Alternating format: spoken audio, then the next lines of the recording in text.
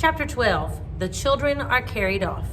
The pirate attack had been a complete surprise, a sure proof that the unscrupulous Hook had conducted it improperly, for to surprise redskins fairly is beyond the wit of the pirate.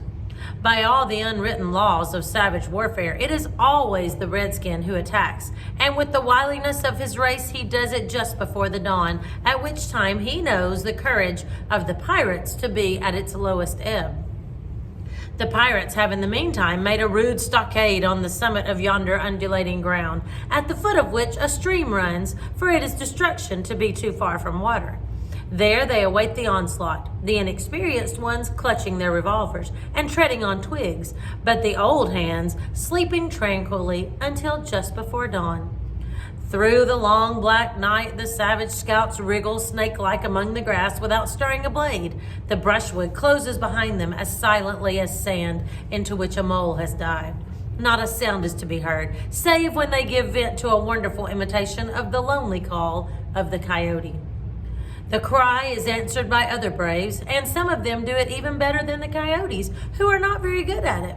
So the chill hours wear on, and the long suspense is horribly trying to the pirate, who has to live through it for the first time. But to the trained hand, those ghastly calls and still ghastlier silences are but an intimation of how the night is marching. That this was the usual procedure was so well known to Hook that in disregarding it, he cannot be excused on the plea of ignorance.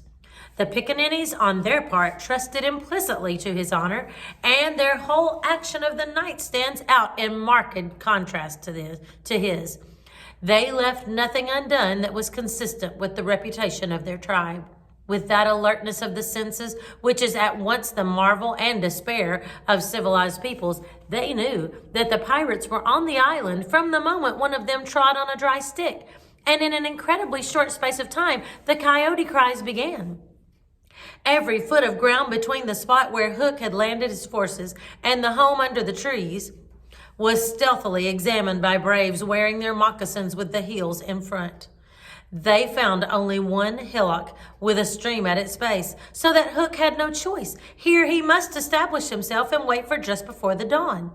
Everything being thus mapped out with almost diabolical cunning, the main body of the redskins folded their blankets round them, and in the phlegmatic manner that is to them the pearl of manhood, squatted above the children's home, awaiting the cold moment when they should deal pale death.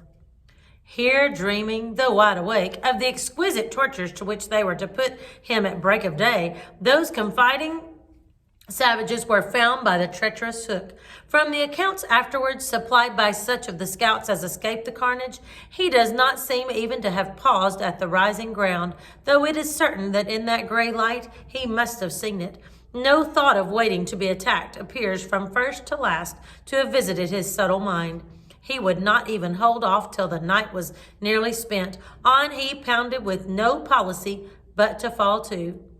What could the bewildered scouts do, masters as they were of every warlike artifice save this one, but trot helplessly after him, exposing themselves fatally to view, while they gave pathetic utterance to the coyote cry? Around the brave Tiger Lily were a dozen of her stoutest warriors, and they suddenly saw the perfidious pirates bearing down upon them.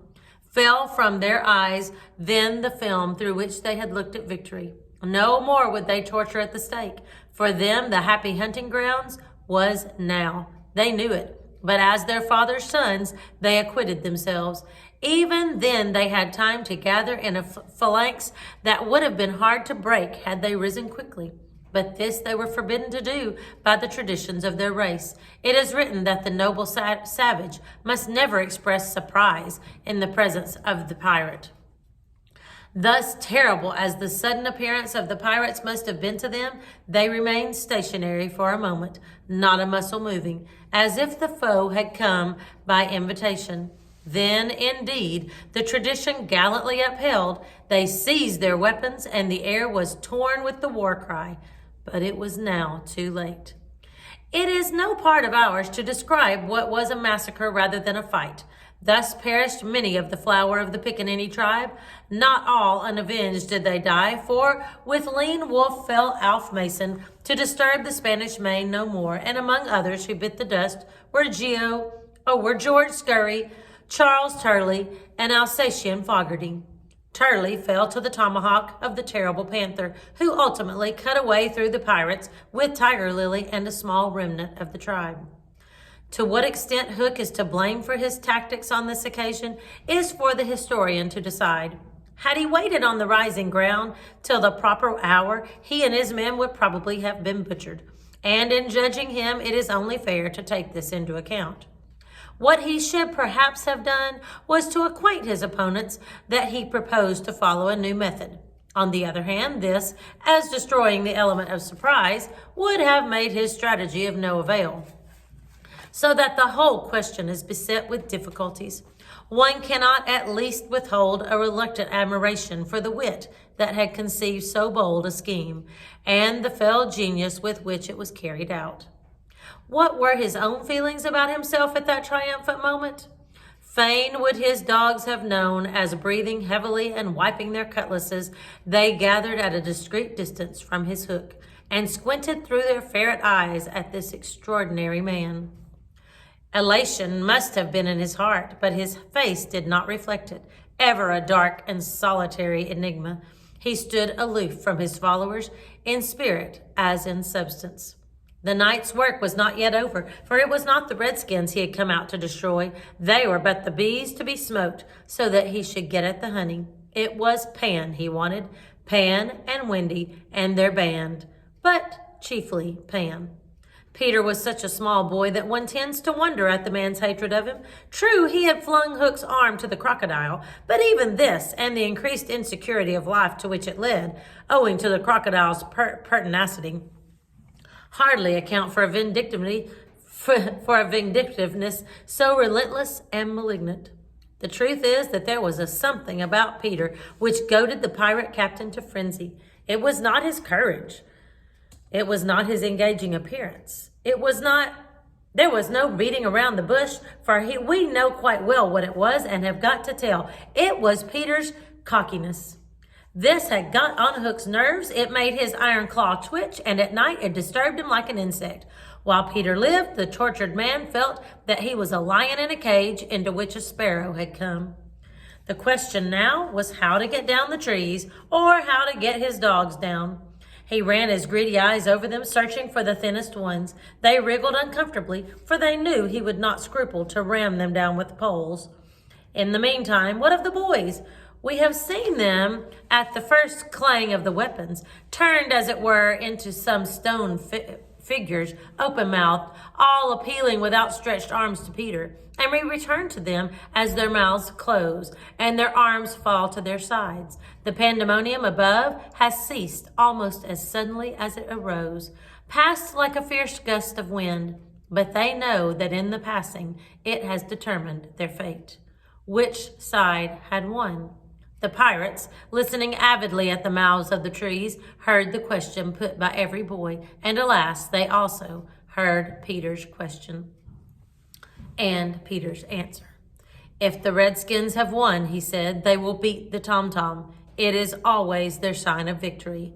Now Smee had found the tom-tom and was at that moment sitting on it. You will never hear the tom-tom again, he muttered, but inaudibly, of course, for strict silence had been enjoined. To his amazement, Hook signed him to beat the tom-tom, and slowly there came to Smee an understanding of the dreadful wickedness of the order. Never, probably, had this simple man admired Hook so much. Twice Smee beat upon the instrument, and then stopped to listen gleefully. The tom-tom, the miscreants heard Peter cry. An Indian victory! The doomed children answered with a cheer that was music to the black hearts above, and almost immediately they repeated their goodbyes to Peter. This puzzled the pirates, but all their other feelings were swallowed by a base delight that the enemy were about to come up the trees. They smirked at each other and rubbed their hands. Rapidly and silently, Hook gave his orders, 1 man to each tree, and the others to arrange themselves in a line 2 yards apart. The next chapter is, Do You Believe in Fairies? That's what we'll read next time. I'll see you then.